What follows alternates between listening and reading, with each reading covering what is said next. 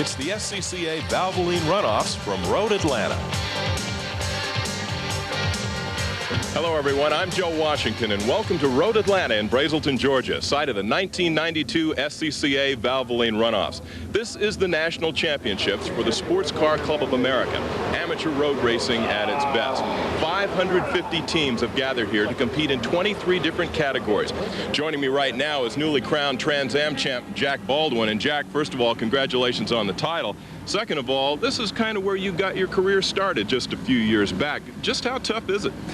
Well, Joe, this is where I started my career. I qualified for the runoffs and came here in search for my first national championship.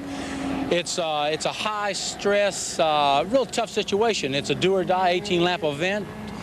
You know, you come here, the best of the best compete here for one title, the national champion. And you go out there, you lay it all on the line. It's very exciting, it's very stressful. A lot of learning goes on here. A lot of young drivers learn a lot about winning and losing here. So it's a great event, and it gets better every year. Well, I'll tell you what, I think the best way to explain this is it's probably the Olympics of motor racing, because you have the spirit of competition, the spirit of cooperation, the spirit of sportsmanship. I think it's time to go racing. Let's take a look first at the Road Atlanta course. Over 2.5 miles, 12 turns. In the upper right-hand corner of your screen, you see a chicane in use only during the runoffs. They put that chicane in to give everybody an equal chance. You know, guys from the West Coast don't get to run this track but once a year. This is the start of GT3. The favorites here, Pete Peterson in his Toyota Paseo, Michael Lewis in the Mazda RX-7. You know, these fellas both qualified about a second faster than the rest of the field, so I'm looking for a two-man race here. These guys ought to really hammer it out. Number 34 car there, actress Marsha Mason. Back to the leader, and you were right, Jack. It was a two-man race all the way. Yeah, Pete Peterson is exactly where everyone expected to be, in the lead going into the final lap. This should be really good. What we're going to see is a test of patience, it looks like. That looks like what's setting up here. You know, for 17 laps, and the 98 car has led this race, but not necessarily the leader is the guy who's going to win this race. Patience could pay off in this event. Lewis looking for the right spot to make his move. And the right spot is going to be the bridge, because that's the last turn before the flag. He's going to do it now or it's not going to happen. One of the wildest turns on the course. It could be very intimidating for newcomers to Road Atlanta. Well, it really is. And here they go down through the famous dip and up to the bridge.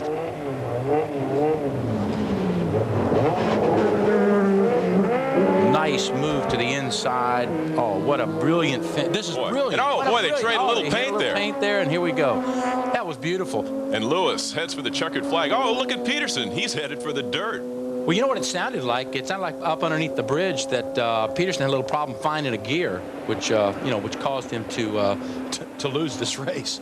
It's a tough way to win. It's a tough way to lose one, but it was the break that the 12 car needed.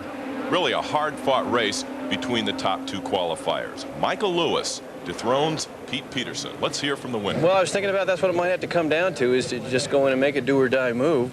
And, you know, I went in there with that intention, but he actually managed to slip a little bit wide due to an incident that occurred up there and some debris on the track, and I was just able to get underneath him, so it didn't really take a kamikaze maneuver to do what we wanted to do. He didn't want to give it up easily. I mean, he's a national champion and he wanted to stay, but once we got underneath him, there's really nothing he could do. But he gave it a shot. We touched in the end, but it was, you know, it was clean. So Michael Lewis wins his first GT3 title. Pete Peterson, the defending champion. Second, Stacy Wilson. Third, followed by Dwayne Ablamus and Thomas Howell. Actress Marsha Mason finished 14th after starting 23rd. You know, she did a real good job in a field as competitive as this to finish this well. She's got to feel good about it. I'm new to racing, so all the time I can get in the car is important. So each day I dropped a couple of seconds and just plodded my way along. A friend of mine, Lynn St. James, had told me, she said, don't try to attack the course, just let it come. And so that's what I did all week long, and I just tried to be consistent and smooth and, you know, all the very basic textbook things that you're supposed to do. I just didn't want to make a fool out of myself. Nah, she didn't have anything to be ashamed of. No, she did a good job. And the celebration continues in Victory Lane. Hard-fought race there. And some serious eating going on at Road Atlanta. Let's have lunch. Oh, I'm ready. We'll be back right after this.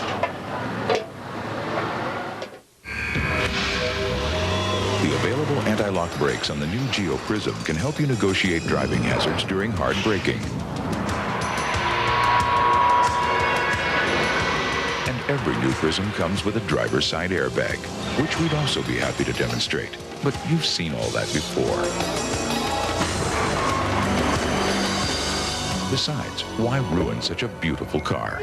Get to know the newest Geo Prism, at your Chevrolet Geo dealers.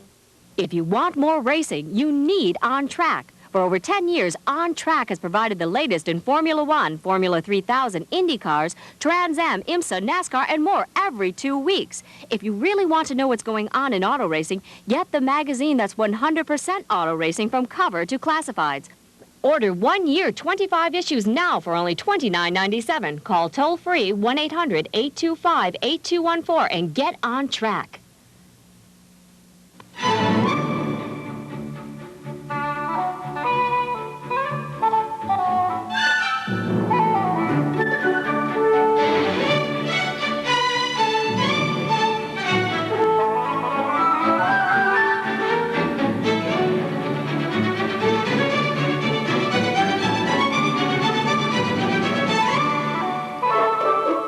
Guffey, 1916 Elmwood Avenue, in the Remax Realty Building in Wichita Falls.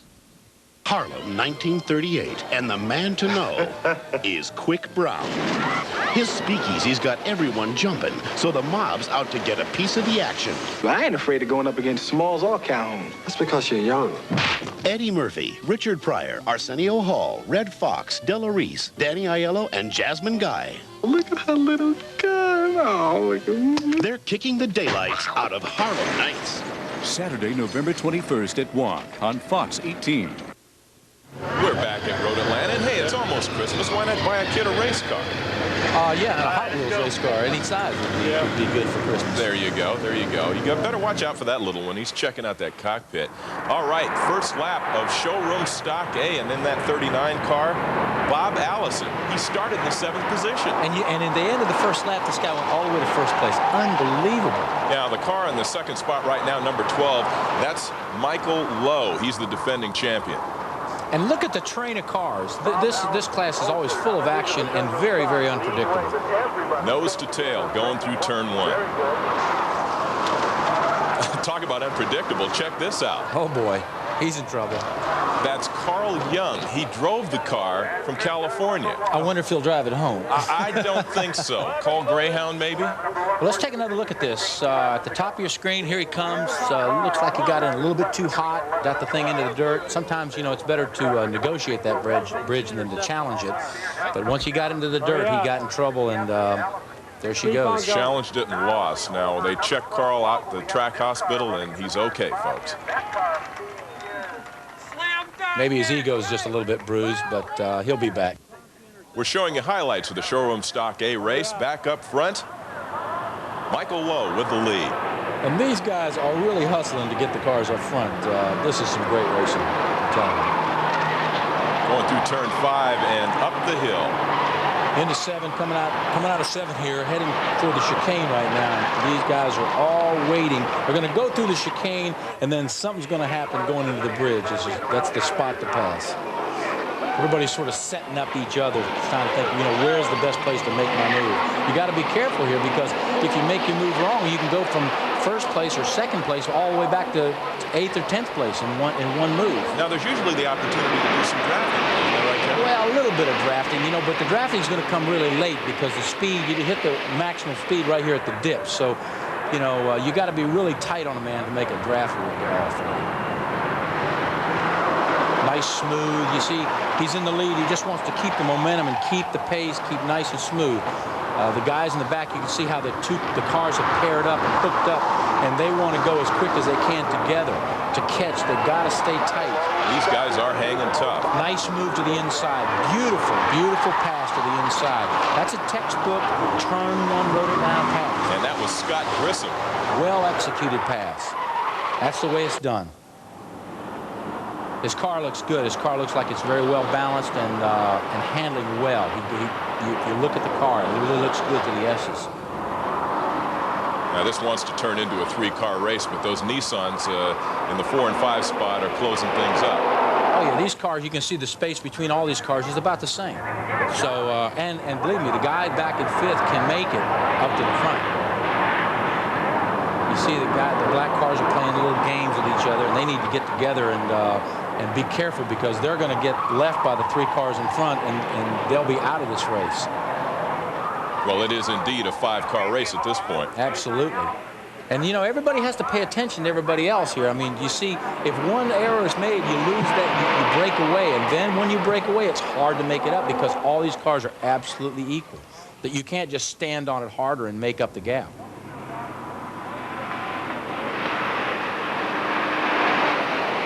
This is nice. Let's see what happens now. The two knees, see the 2 talons in 2nd and 3rd place? They're setting up for a pass. Okay, beautiful. 12 car and the 4 car rolls over to take the block. It's going to break this guy's concentration, break Grissom's concentration. He got his timing a little off. It's costing him. From 1st to 4th in 2 turns. It's like you said, Jack, one mistake and you're at the back of the pack.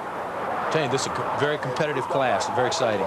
And they were side by side. Three abreast through turn 1. Oh, this is beautiful. I'll tell you, 3 abreast in turn 1. These guys might not be pros, but that was a pro move right there. How many times do you see that? Not often, and they all made it. But you see, that 3 abreast move gave the Lowe brothers a chance to pull away into a 2-man race now. The guys running 3rd, 4th, and 5th are going to have to scramble to catch these guys. And that's exactly what they did. Through the S's. Check out the action. Let's go up a couple of laps. Okay, this is coming out of turn 3. They've all got back together. And look at this. That's beautiful. That is beautiful. Hey, you think that's wild? Check that out. Jason Lowe in the dirt. Hey, if you can't make it in the black stuff, try the green stuff. I love it. Look at this. Shortcut. Hey, you've never done that, have you? Oh, never. Never. It's one of my favorite moves. This is some great racing, folks, I'll tell you. But look what it did. Those 4 cars racing to the S's, that hard charging to the S's, let that 12 car get out a nice little cushion there. Just a reminder, these are highlights from the Showroom Stock A race, and frankly, some of these highlights can be a bit scary. Coming out from under the Nissan bridge, the Mitsubishi driven by Michael Sturm, and he does a rollover over the tire wall, over the fence. Boy, that's one wild ride and a heck of a way to end your day. He got out of this one okay, but let's take a look at this again.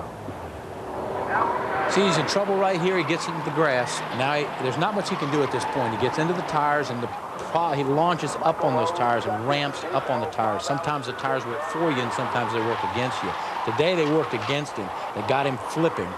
And as you can see, it's a real scary ride that he took. I know what it feels like to be in a car like that. Fire extinguisher dislodged from the car. Yeah, and you know, it's a good thing he didn't need that fire extinguisher, because this crash was so violent that thing came out of the car. Fortunately, no fire, but the corner workers got there in a hurry. They got right to the car, and they do a great job at working. They're the best in the country. And as you can see, they're pulling Michael Sturm out of the car, and he is in good shape. Looks like in pretty good shape. I bet he shook up a little bit, obviously, and I bet he's on the way to the body shop. We pick up the action a little later on. The number 12 car, Michael Lowe, still leading. He will be passed later by Scott Grissom. But check this out. Mr. Excitement, Jason Lowe. Here we go again. Got to keep it on the racetrack. Think there's a little rear end damage there? Yeah, right. He's out of the line just a little bit. See, he dropped the wheel. He's in trouble. He's in. But watch the ABS brakes. He's got his foot on the brake, and the wheels never stop turning. And that's an example of how the ABS works, the anti-lock brakes work. And he gets a nice nudge there. A nice nudge. Nice body slam. I'm not sure who got the worst end of that deal. Jason Lowe, he got started first, so he's back in the race quicker. And as we told you, the number 3 car of Scott Grissom overtook Michael Lowe. Grissom headed for the checkered flag to win the Showroom Stock A class. This is a very, very exciting race and a well-fought, hard-earned battle to win. Michael Lowe in the 12 car was disqualified. He couldn't pass post-race tech. Congratulations to our winner, Scott Grissom. Scott enjoys some of the spoils of victory. Coming up next, the Formula Continental race. We'll be right back. Scott Grissom gets the gold. There they are, your top 3 finishes, Showroom Stock A, your survivor.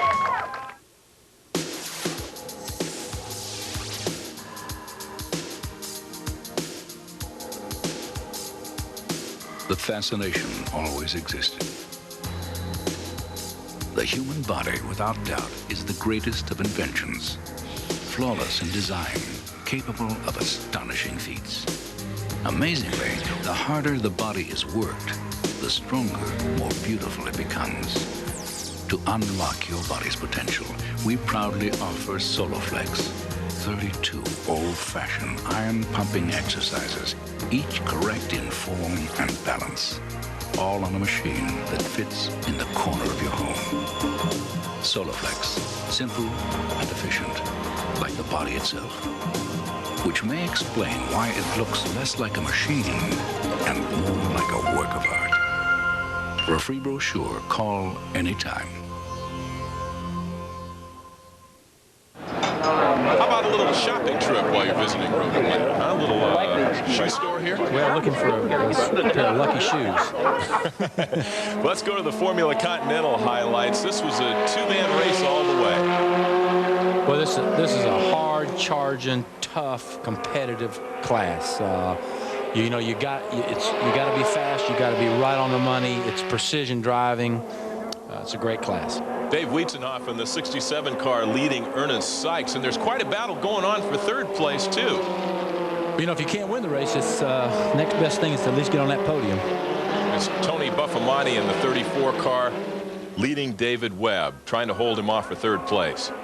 Boy, David Webb is really looking for a shot here. He wants to buy him bad. He's only got 18 laps. He needs to get it done. Let's go back up front. Dave Weitzenhof still leading the way, and Jack, you know this guy pretty well. Oh, Dave is one of the best in the country. He's won national championships 6 times. Unbelievable.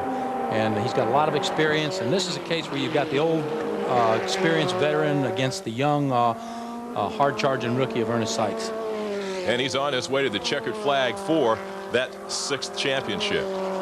That's got to be exciting for Dave to win 6 like that. Yeah, Dave Weitzenhof, as we told you, #1, followed by Ernest Sykes. Tony Buffamani takes 3rd, David Webb and Tom Walsh. Let's hear from the winner.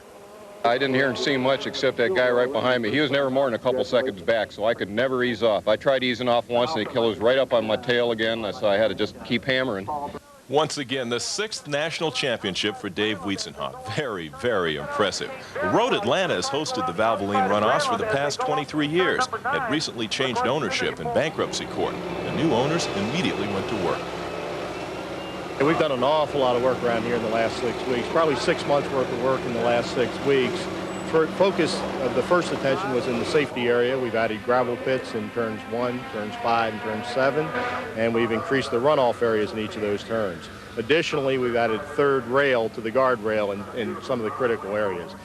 Some of the more visible changes are the improvements to the track's image, a new paint job, remodeled administration building, 6 new paddock bath facilities, all intended to service the track's customers better.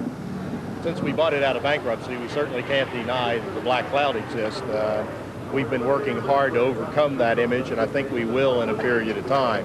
However, there are a lot of things that have to be done differently at Road Atlanta. I think over the last 4 or 5 years, there's been a lack of attention with regard to the needs of our customers. And the customers are not only the sanctioning bodies, but they're the racers and they're the spectators.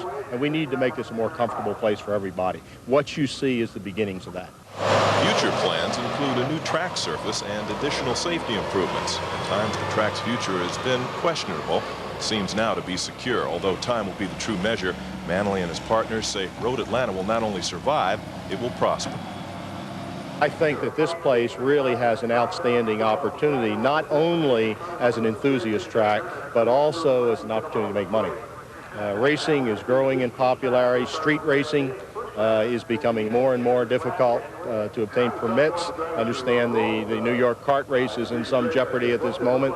And I think what we're going to see is a resurgence of an interest in the permanent road racing courses, and we intend to take advantage of that. I tell you, that's really exciting news, and I think these guys will do it. Yeah. We'll be right back right after these messages. Another day in the trenches got you down? Been kicked around? So now you're all strung out. Maybe caught in a jam and have a bad attitude. This has got to be some sort of bad dream! Don't have a stroke. We can save you. Just get off your feet and get away from it all. Take a break. Relax. Refuel. Watch Prime and get relief from the everyday grind. Saturday, witness a race to catch a hit-and-run driver, an out-of-control suspect, and a bizarre murder. My dad stabbed my brother. Cops in Denver, an all-new episode. Then, Faster, it's catching us. you can't imagine the terror of being caught inside a tornado until you experience it for yourself. And when a speedboat catapults into a crowd, emergency rescue crews rush to the scene. Experience an all-new Code 3 After Cops, Saturday. Adam, that's a no-no. Adam, those are for adults. Adam, mind your manners, darling. Big boy now. Adam, we don't play with our food, honey. Let's go, Adam. This holiday season, remember, before kids can be grown-ups, kids need to be kids.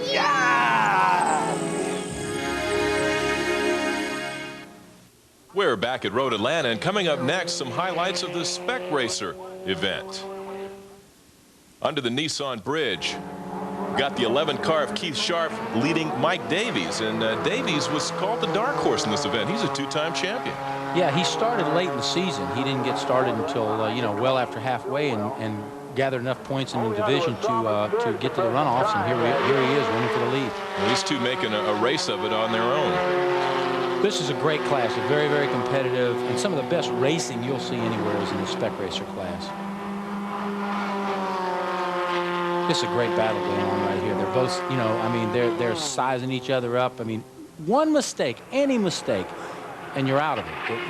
There's not much you can do to recover here. As they go up the hill out of turn 5.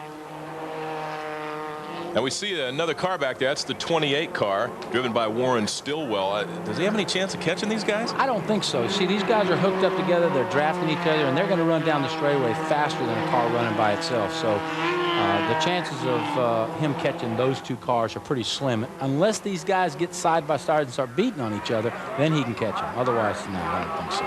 No, you just don't want to make a mistake. You really can't make very many mistakes, any mistakes in this car. What's Scharf doing? Well, he's cutting the corners. He's straightening that turn right out. These cars are built, they're very durable. They're built for safety. They'll take a little bit of that abuse. Well, the Spec Racer class is a great place, an economical place to develop racing skills and start racing. For more on that, here's Paul Ryden. The Spec Racer is a class that should appeal to all right-thinking Americans. Not only is it a low-cost, economical way to race, but it is also constitutionally sound. You see, all Spec Racers are created equal, endowed by their creator, in this case, SCCA Enterprises in Denver, with certain identical and unalterable parts. The gearbox, the engine, the tires, the essentials. The only real variable besides lubrication, fuel, and paint is the driver. And that's what competitors like Keith Scharf like about it. So I guess on a bad day, you can always blame it on the setup or the tires or the track condition, but it usually boils down to ability. You get young and old in this class. There's guys in this class from 20 years old all the way up to 50 years old. People go into this class because it's affordable racing. Other people go into this class because they realize it's equal competition, and it's a good stepping stone because it's a good place to measure yourself against other drivers, because the talent really shines through in this class. The cars do pretty well themselves. Since they're all from the same source, when they do change, they do so together. And it's not unusual to run a car through 2 seasons of racing. Why, that's 5 years to you and me. Yes, it's racing for the average American. And in keeping with the American spirit, hard work and experience go a long way toward success. I started racing when I was 10 years old in go-karts, and I wouldn't trade that. All those races in karts for 20 years, I wouldn't trade for a minute, because practice makes perfect, and the more time you spend in a car, whether it's a big car or a little car, it just makes you quicker and quicker and quicker. And as we pick it up late in the race, Scharf still hanging in there, still holding that lead over Mike Davies. Every time he looks in his mirrors, though, he sees that yellow car behind him, and he's just running as hard as he can. You can watch him. He's constantly looking in those mirrors. Don't think he's taking time to... Yep. Error right there. Watch the error. Watch what's going to happen. He just squared that corner off, lost a little momentum off the corner, He's out of position now. And that, you see where that's going to cost him. Yep, Davies has a chance to just eke by. You see, it takes a little mistake like that. You just can't accelerate by. You have to wait for the time, the opportunity. And there it changes right there. That's what Davey was waiting for, that opportunity. So the final lap, we're down to a 2-car race. Mike Davies in the 83 car trying to hold off Keith Scharf as they go through the chicane. And the 28 car of Warren Stillwell, he's out of it. Yeah, he has no chance for victory. Unless these guys crash, and they could. You never know. But being second right now, going up into the bridge is really a great place to be to try to win. Watch him now. Watch him. He's going to make his move here, or he won't make it at all. He did, right to the inside. There it is. Beautiful move. Beautiful. No, not quite. Davies slammed the door on him. Nice recovery. But a great job of recovering, I'll tell you. Mike Davies won this race, but Keith Scharf did a great job of getting that car, keeping his composure, keeping his concentration, and bringing that car in second place. A nice job. That is great. Another look at that calamity under the bridge. Those things happen in Spec Racer. That's just good racing right there. That's not bad driving. That's just good racing. And another car that ended up off the track, but this one didn't fare so well. No, that's a good friend of mine, Dana Webster, and he did a great job all year, except this one turn he had a little problem with. And that's a lot wilder ride than he told me about. He didn't tell me it was quite that bad, but he was a little sore the next day. I talked to him, a little bit sore, and he's looking forward to next season. He really is. He enjoyed it. Going to be a little sore that you saw that highlight. And here we have the finish of Spec Racer. Mike Davies, of course, taking the top spot, followed by Keith Scharf, Warren Stillwell in that 28 car, Fleming and Schmidt. Let's hear from the winner. That was a tough race. Keith and I went at it nose to tail. We went back and forth several times. He was driving great. My car was handling great. It was just a tough race, and it was really pretty clean until the last corner of the last lap. You need to be second on the last lap, and I was in a prime spot, and I got all the way up inside him at the bridge. You'll see a wheel mark on the other side of the car, and one of us was going to come out of there backwards, and the other one won the race, and Mikey won it today. Yep, that tire mark says it all right there. Yeah, I'll tell you what, and when you win Spec Racer, this is what you get. A new engine awarded by the SCCA. Hey, that's a great prize. I'll tell you, that's really good. We'll be right back after this.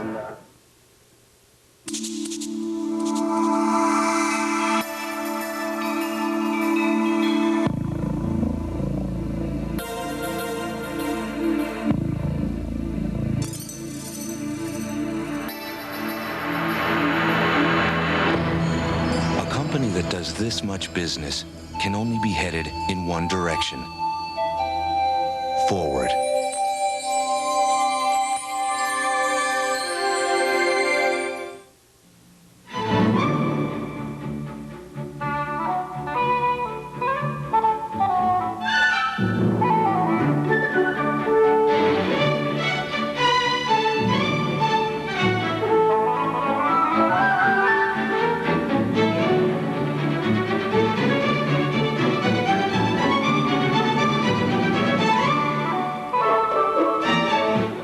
Richard Amador Insurance, 3704 Cal Boulevard West. A powerful new invention leads to a startling discovery. I have reason to believe the exocomps are alive.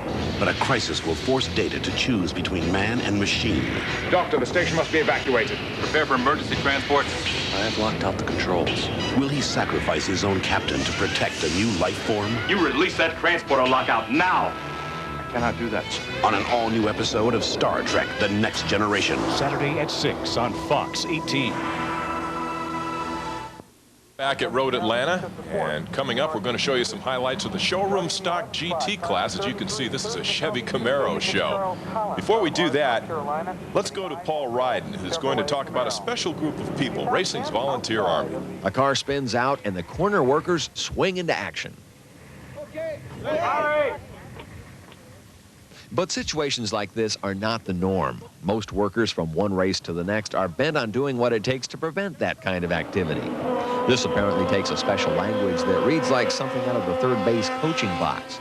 To the uninitiated, this might appear not only confusing, but rather dull. But not to the workers in white. 49 has continued. Check him for body damage now. Right side. Now, if there were such a thing, frequent flagger miles would go to Kathy Malik of Minnesota. Just a few of the places she's worked. 3 different racetracks in England, to Donington, Brands Hatch, and Silverstone. Belgium, Austria, Germany, Italy, Australia, Mexico, Canada, and a lot in the United States. Everybody has different reasons. A lot of people get involved because they love racing and they want to be closer to the cars. Other people get involved because maybe their spouse is involved racing and they want to do something in the sport. But most people come in with the cars and stay because of the people. What in the world do you call this job? Sound control and bubble license expertise. And when the last car's been flagged and the last bubble's blown, it's time to pack it in and think about the next race. There's no paycheck to collect. Remember, this is an all-volunteer army of workers, and they will be back again and again and again. From a driver's standpoint, this is a very, very special group of people. I've been in a few wrecks myself, and they've always been there to help me. If you'd like to become an SCCA volunteer, call your regional SCCA headquarters as we look at some of the corner workers picking up the pieces right there. Well, they're cleaning off debris that could cause a flat tire. Yeah, we pick up the action in Showroom Stock GT. Boris said, the defending champion, leading the way right now. Look at how he goes underneath the bridge here. Look, he stands on it. Little smoke comes off that tire. See that spinning that inside tire? He's standing on it. But look at the battle back there for 3rd, 4th, 5th, 6th, and 7th place. Jack, you spent a lot of time driving these big, high-horsepower Camaros. Oh, yeah, and I enjoyed the heck out of it. This is some great race. I always enjoyed driving these Camaros. Got to be a lot to handle on a road course. Well, they slide a lot. I mean, sliding is the name of the game, but you've got to, it's like a controlled slide. You can't slide too much. Here we are back in the pack. Look at the burgundy car there. That's the number 89 car, Steve Tollefson. And look at the way he's coming through the S's. He's coming through sideway. That car's really loose, and as you can see, that's going to get him Boy, into is he loose. Into the dirt. Into the dirt. Here we go. I think we're going to see some more of him. Want to remember that number. He made that number. He made it, but he lost a little speed coming off. Lets that red and yellow car get up on the inside at 75 card for a possible pass. Now he gets out of one scrape, gets right back into another one.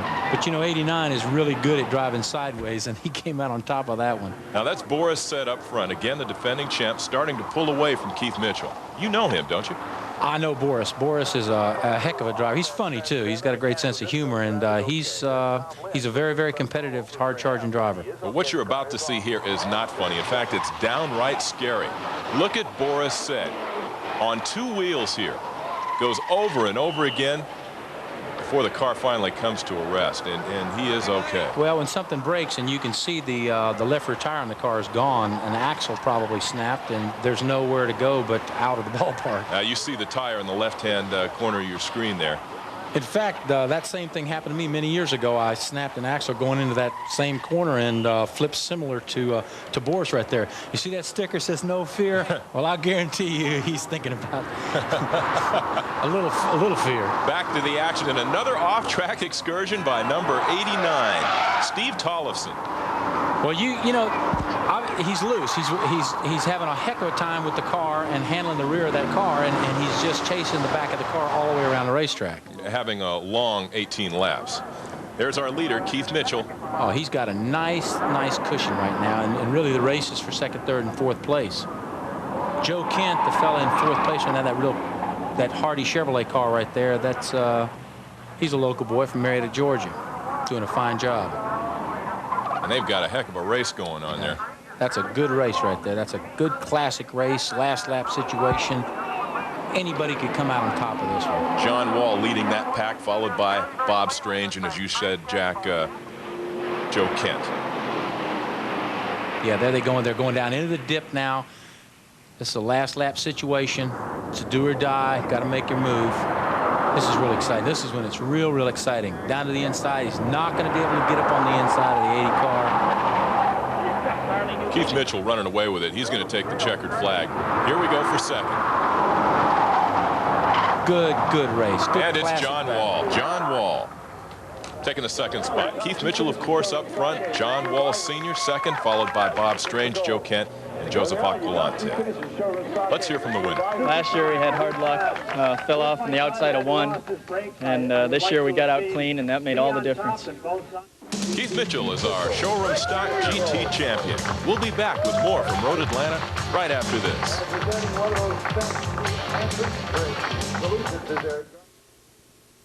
If you want more racing, you need On Track. For over 10 years, On Track has provided the latest in Formula One, Formula 3000, Indy cars, Trans Am, IMSA, NASCAR, and more every 2 weeks. If you really want to know what's going on in auto racing, get the magazine that's 100% auto racing from cover to classifieds. Order 1 year, 25 issues now for only $29.97. Call toll-free 1-800-825-8214 and get On Track. Sunday mornings, it's time to ride out to the open range with Fox 18 and your favorite Western adventures. At 7, head 'em up and move 'em out with Rawhide. Then it's time to clean up Dodge with Matt Dillon on Gunsmoke. And at 9, there's more adventure with the Cartwrights on Bonanza. That ain't all. Kick up your heels with your favorite Western movies on the Cowboy Picture Show at 10 on Fox 18. Sunday, Alan Pegg goes shopping for a casket. You must have some terminal disease. Yes, marriage. And all new Married with Children. And when Herman's ex-girlfriend shows up on the same singles cruise, there's going to be trouble. Go with the bimbo. You'll be happy. I will. Now we're in business. Herman's Head. Then, guys are always hitting on Alicia, but Sunday, Well, how about this? it's Neil's turn. Whoa, nice bra. Flying Blind. It's a night of all new episodes, Sunday on Fox.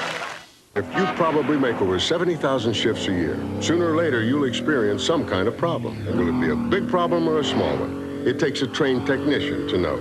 At AMCO Centers, they've serviced enough stick shifts to distinguish between the two. Half the sticks they service only need clutch work, not a new transmission. Next time you throw a shift that doesn't feel just right, come to AMCO. Don't play games with your transmission. AMCO, AA, MCO. As we return to Road Atlanta, a nice family event. Nice way to watch a race, have a little snack there to check out the action. There's Frank Emmett leading the GT1 event.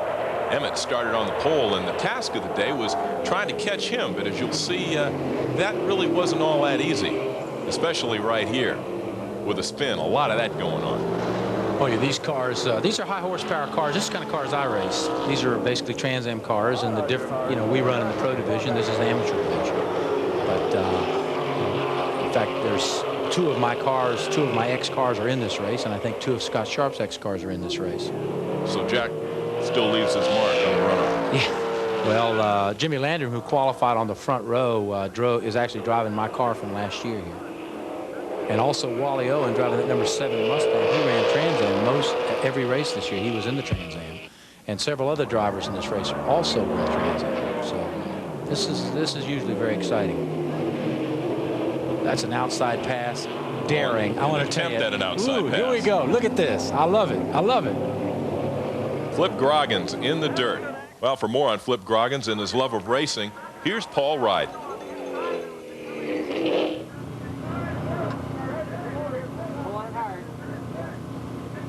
Ought to be just like Dad. So you're a kid and you hang around the paddock and you get greasy and you lend a hand. Before too many summers have passed, you're behind the wheel for real and chatting it up with other drivers. Hello, Max. How's the car run? You get the best you can. Good. How'd you qualify? That's the story of Flip Groggins. I was a racing brat, grew up around the sport with my father in the early to late mid-'60s, and he started racing in Alva Courier, and I grew up among people like Mark Donahue and the Unser family and just learned to love it at an early age. Of all the racers young Flip came in contact with, the one who most inspired him was his dad, Phil, friend, and in later years, business partner. This past April, he passed away. I missed someone to talk to. He understood how I drove the car. He understood what my feelings were. And whenever I got out of the car, he was the first person I'd speak to about oversteer, understeer, how I should take this turn. And he would love to watch me win a national championship. And, now that he's not here, I'd really like to do it for him. Flip has done well for himself by himself, including breaking Paul Newman's GT1 record at Road Atlanta in August. But it was a special event at Lime Rock this year that he and his family will never forget. Dad started his racing career at Lime Rock, and it became his favorite track. And in his will, he asked that some of his ashes be spread at Lime Rock, and we were up there for the race there, and my brother and sister and myself walked the track and spread his ashes, and it was a special moment for all of us. As Flip carries on and does so successfully, he drives with the knowledge that, true, this is not his father's Oldsmobile, but the spirit of what Phil meant to him is most certainly along for the ride. Jack, you said you recognize that 88 car. Yeah, that's the old Peerless Scott Scharf car that I raced against in Trans Am. Yeah, well, he's moving right now. Boy, is he moving sideways. Whoa, look out. Well, that's what happens in GT1 racing, you know, a little fender banging. It's part of the deal. I see somebody else got nailed up there coming out of 7-2. No, that doesn't happen at Trans Am, does it? Never. So we look at Frank Emmett, our leader. Boy, he's got a something just fell off his car. See that? Well, that was where somebody hit him, and then the pieces are falling off.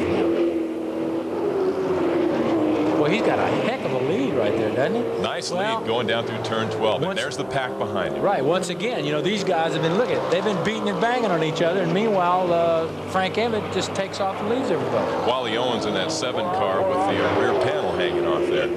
Now this is going to be, now look at that nice Landrum trying to make a move down on the inside. And trying to get back in the action, there's the number 88 car, Flip Groggins.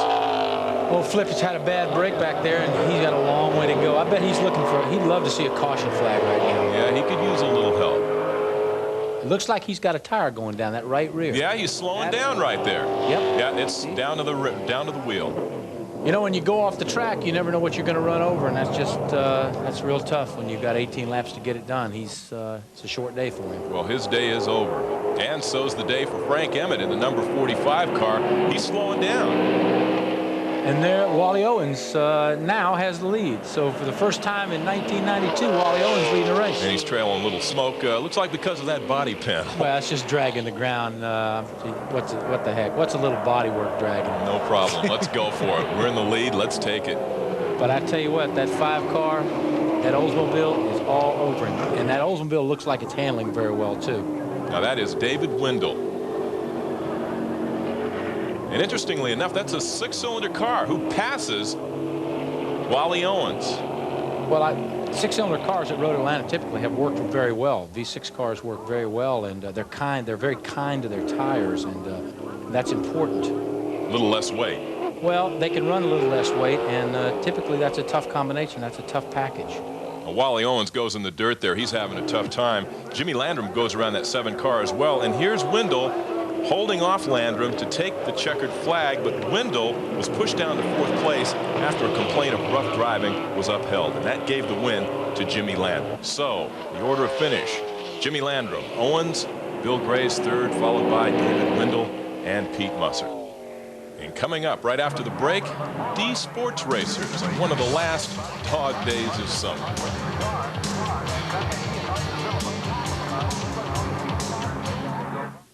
Hey, watch out! Oh, no! Uh-oh!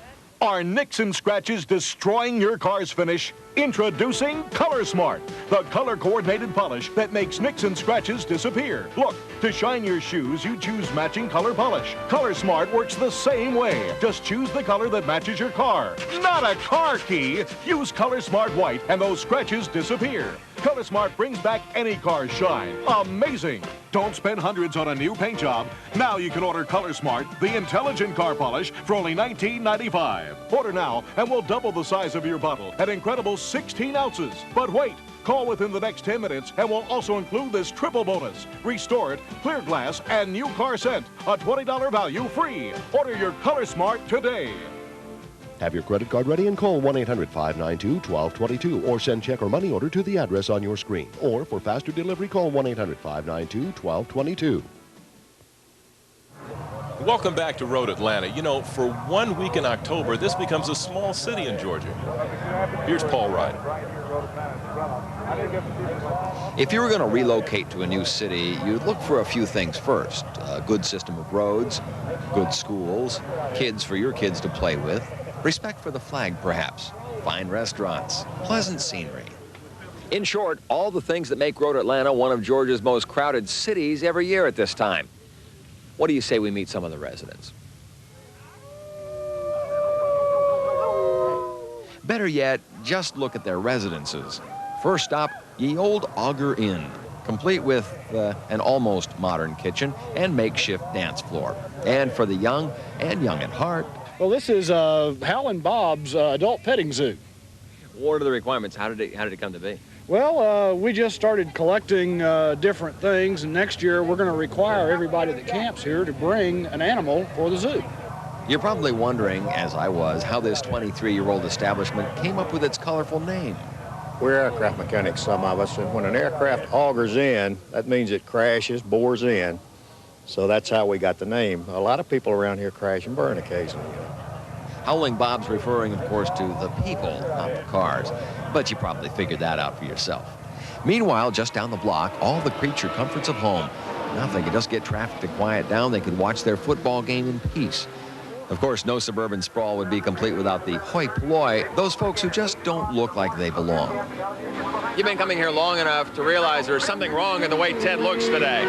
Well, I would tend to say so, but nevertheless, hey, everybody has a good time. Ted, you want to explain this? Well, actually, I was at a wedding earlier today, and we thought we'd get up for the last race if we could. You know, that's what we're here for. With a combined 35 years experience at Road Atlanta between them, they are way beyond artificial class distinctions. Yes, this is the city, Road Atlanta at runoff time. There are several thousand more stories in this colorful outpost, but probably only 2 lobsters. Road Atlanta, great place to race, great place to eat, too. Hey, look at that, 2 lobsters. Just enough for you and me, Joe. That's right. I'll take the steak and the drawn butter, too. Let's go to the action. D Sports Racer. Yeah, these cars, a lot of these cars are hand-built. They have motorcycle engines, and you not only have to be a good driver in this class, but you have to be an engineer, a good engineer, and a good mechanic. Number 44, Al Beasley Sr. is a driver you want to watch. Yeah, typically this is a very, very competitive class, and every year these guys come here, and they really put on a heck of a show. And this is a family affair, too. Not only is Beasley here, but we're going to see his son in the action. Yeah, he's in it, and a lot of these guys have been racing against each other for years and years and years. This is a class that they sort of all get together and try to outdo each other from year to year with their cars. A good tight race here for first. Well, he's looking for it, isn't he? He's looking. He's always just get up there beside him. As they go down into the dip, I believe he's going to get him. Nope. He made it stick. Yeah, that is the 82 car of Travis Duder. Car looks nice. Looks like it's handling well. Some real interesting names in these cars. Kenway 2, Kenson Nabi. Now that 45 car there, that is Al Beasley Jr. Looks like he's already gotten into a little trouble today. When you lose your bodywork like that, it messes up the aero on the car, the aerodynamic flow of the car, so it really, really hurts the performance of the car. As Boy, you can he gets see, sideways. Well, he's lost some of his aero balance, as they say, so the car's not handling anywhere near like it needs to. Now you got Duder and Beasley Sr. right here, 1 and 2, and they get into it.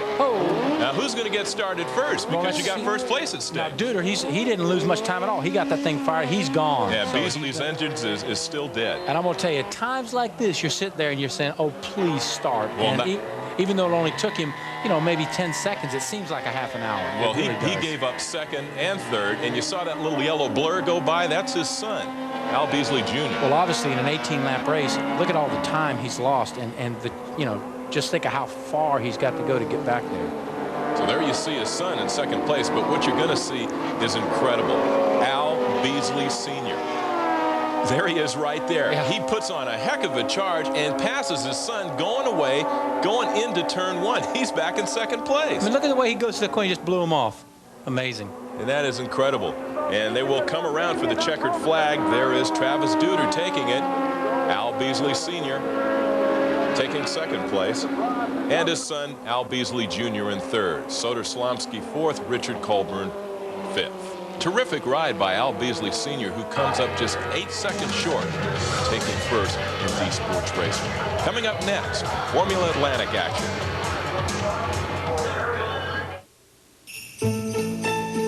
Tonight's a special night, so crystal clear and bright. Go fish. Now at Long John Silver's, you can collect holiday crystal. With any of our great meals, tumblers are just 69 cents. Stemware and our new mugs, just 99 cents. At Long John Silver's, you're gonna get your wish. Go fish. Go for our 6-piece shrimp and fries, just $1.99, and add a piece. Fox Sportsnet is moving. Your favorite station for regional sports coverage like the Rangers, Mavericks, Astros, Rockets, and Spurs, plus Southwest Conference football, baseball, and basketball, and lots more is moving. If you watch Sportsnet on Vista Cable Channel 35 in Wichita Falls, remember this. On December 1st, Sportsnet moves to Vista Cable Channel 7. Don't forget, beginning December 1st, watch Sports 35 on Vista Cable Channel 7 in Wichita Falls, Shepherd, and Lakeside City. On the next Baywatch, the mysterious death of a basketball buddy. 3 years ago, Melvin Freestone wrote a $500,000 life insurance policy on Tito Washburn. Telling me you don't think his death was drug-related. Brings Gunner back on the court. How do you know he's a cop? He was friends with Tito. And pressing for information. How we play depends a lot on how much you tell us about Tito Washburn. Hustling is just part of the game on Baywatch. Sunday at 5 on Fox 18. Welcome back to Road Atlanta for the final race of the runoffs. This is Formula Atlantic. Leading here, number 32, Chris Schneider, but he would only lead for 2 laps. He got off to a great start, and it's set up for 2-man races. They started to set the pace and get away from the rest of the field. Christopher Fahan in the number 57 car right behind him. Fahan started from the pole. These cars are really fast. They go through the corners unbelievable. I mean, they go through turn 1 just flat out. Fahan is on him. He's got his hands full, but trying to pick up some ground right there. You see how they go through the S's? These cars are stuck. They got a lot of aerodynamic. They got a lot of downforce. They use the wings and the aerodynamics of the car to stick them to the track. These are like little Indy cars. So it's all handling. It's handling. Yeah, it's a lot of handling actually. And they're really fun cars to drive. But it's no fun here for Chris Schneider as he has mechanical problems, and Christopher Fahan takes the lead. That's a tough break so early in the race like that after getting such a great start and setting up for a good battle for the championship. But you know, you got to have a car to go every lap to win this race. So. And it looks at this stage like Fahan's going to be tough to catch. Well, right now, you know, he's looking in his mirrors and thinking, well, if he doesn't get a caution and he can just keep on clicking off those laps, not making any mistakes, there's not much hope of those cars behind him to catch him if nothing goes wrong. And nothing did go wrong as Fahan goes on to take the checkered flag and win by one of the biggest margins of the day, almost 12 seconds. You know, that's racing. That's what happens sometimes. You get a break and you do the best with it. He came out and won the race. And he did. David Myers a second, followed by Stephen Smith, John Finch, and Tom Meyer. Well, basically, I blew it. And Chris got a great jump. It started a little slower than we planned, and the engine just went off the cam for a bit. And by the time it came back on, we both had pretty equal motors, and Chris got a good jump. And the last thing you want to do is fight in the first corner and not have a chance to finish the race. I knew that if we were patient, our car was working very, very well this morning. In fact, we went in warm-up almost 3/4 of a second faster than we qualified. So I was pretty confident that, you know, as long as we were patient, that we'd get our chance, and sure enough, we did. Congratulations, Christopher. Finishing third on the left is Stephen Smith. Earlier in the week, it didn't appear he'd race, but thanks to his friends, he's on the podium. Here's Paul Wright. This is Steve Smith's car before the runoffs. This is Steve Smith's car after the first day. The last thought that goes through your mind probably 6 inches before you hit is, this is going to hurt. But fortunately, aside from a few bruises, I was okay. But the car, that's a different story. But then this sort of thing happens when your throttle sticks at 9,600 RPM and you crash at about 135 miles an hour. What happens after that, however, is what makes the race circuit so special. Sure, there's competition, but there's also cooperation. Before the car was even brought back to our paddock area here, we had several offers of help. The most impressive offer came from Kevin at Compran. When Steve, had his accident, I came over and asked him if, I could help him out, and I lent him the car, and we gave him the car to use, the front part of our car. You see, Kevin's boss, Joseph Hamilton, was off racing in Europe. He left Kevin with instructions to help out whoever needed it. So unbeknownst to him, Kevin and Steve took Joseph's front end and combined it with the back end of Steve's and essentially built a new car in 24 hours. So if I break it, I have to fix it. Joseph doesn't know a thing about it. He'll find out Monday when I call him Monday morning when he gets back from Europe. It's the way things work in this racing fraternity. Racers are part-time drivers with a full-time passion.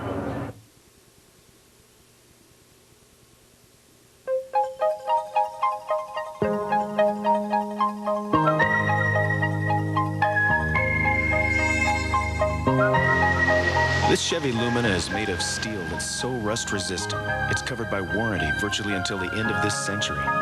So, no matter how life changes by then, your Lumina will still look beautiful. 6 years or 100,000 miles. That's our guarantee. What else would you expect from the heartbeat of America? Splitfire earned a United States patent. Splitfire doesn't look like any other spark plug. And the patented Splitfire doesn't work like any other spark plug. 5 extra horsepower by merely installing these plugs. Quicker in the quarter mile. A 4.8% gain in mileage. There's nothing like a Splitfire. You'll get more power and more mileage, or your money back. Get the guaranteed Splitfire advantage at leading automotive stores from coast to coast. Sports Car Club of America Tide Trans Am Tour champion Scott Scharf. There's many opportunities in SCCA, from timing and scoring, being an official, to corner working. If anybody's interested at all in motorsports but not exactly sure which way they want to go, they need to call the SCCA, find out what the closest track is, and go there and see what it is that they would like to do. For membership information, call 1-800-255-5550.